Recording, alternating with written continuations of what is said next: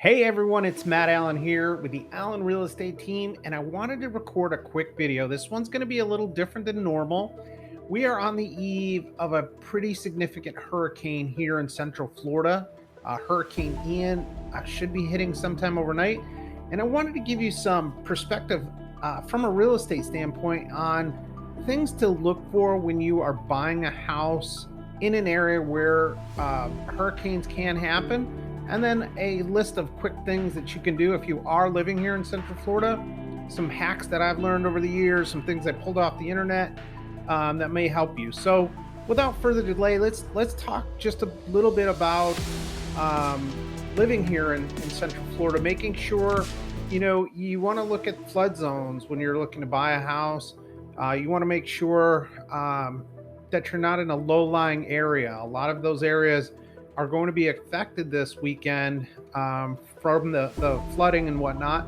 So make sure when you're choosing a house, you're looking at that. You can look at topographical maps that will give you the elevations, things like that. Now, if you're up in Lake County where it's a little more hilly and you're at the top of the hill, obviously you're in better shape than if you're down at the bottom. But we often also see people that live at the bottom of a cul-de-sac and all the water drains towards them. That can cause some issues down the line. So keep that in mind when you're looking. Now, if you're buying a house on a lake or waterfront property, obviously in Central Florida, we're not going to be on the ocean, but there are some large lakes in and around Central Florida.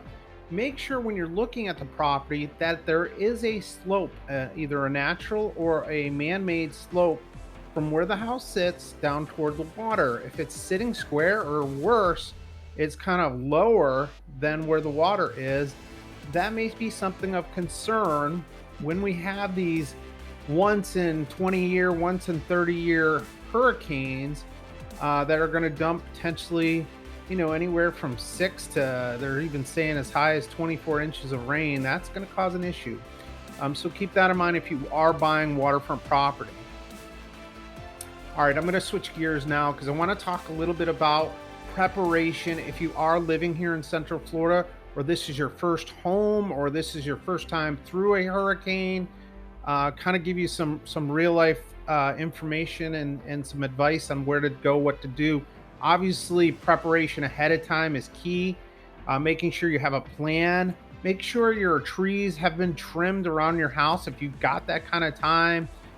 The wind has to be able to blow through the trees, so that's the reason you trim them, and then also to get rid of old dead limbs and whatnot that can fall.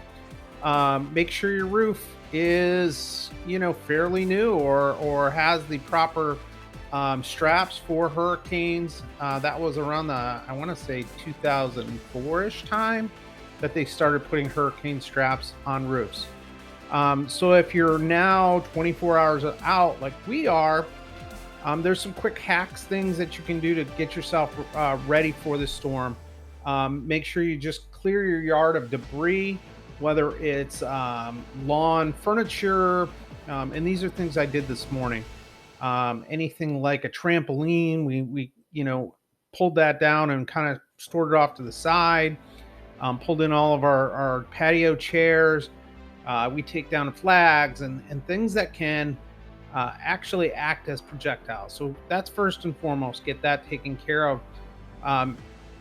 We have a pool, so we want to reduce the amount of water in the pool right now. I've got a pump running. I would love to take out about 6 to 8 inches of water out of the pool. You don't want to empty your pool completely because that's going to cause some whole other set of issues. Make sure when the storm hits, you turn off the breaker to your pool because your pool equipment does not need to run while a storm is going on. All right, some other quick prep things you can do within the time frame of now until the storm reaches you. Make sure you have fresh batteries in your flashlights, your lanterns, whatever you're going to use. Hopefully you have some sort of charging system like this. Make sure those are charged so that you have something to charge your phone with, because most likely we are going to lose power for a little bit. We used to in the past fill a bathtub full of water. Water doesn't seem to be an issue anymore. I probably still will do it.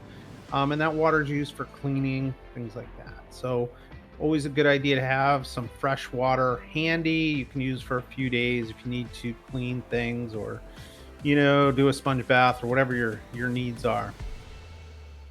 Some other quick ones that you can do as well is to seal and put a towel down in front of any exterior doors. Sometimes the driving rain is coming in so much that it does seep under your doors. So either take some duct tape and put it across there, or just lay a towel across any door that goes to the outside. Make sure your phones are charged. Make sure your pets have a place to go. Typically, during a hurricane, there's the bands come in and then there's a lull. And during those lulls, you can usually let your pet out to take care of business and get them back in here pretty quickly. Last but not least, make sure you have some water available for drinking. Make sure you have some non-perishable food available. Usually 2 to 3 days is what's recommended, I believe. So just make sure you have that, and some things for the kids to do. It gets to be a little boring, especially if you do lose power. There are some rechargeable fans you can buy and things like that to kind of keep it cool. Make sure there's things for them to do. So set that all up ahead of time. I wish you guys well, and I wish you safety during the storm. Hopefully it'll be the last of the season and we can move on. But if you do have any questions specific to hurricanes, or how to buy a house to mitigate as much risk for hurricane and hurricane damage, please feel free to reach out to me. Thanks again, you guys. We'll see you on the next video. Bye bye.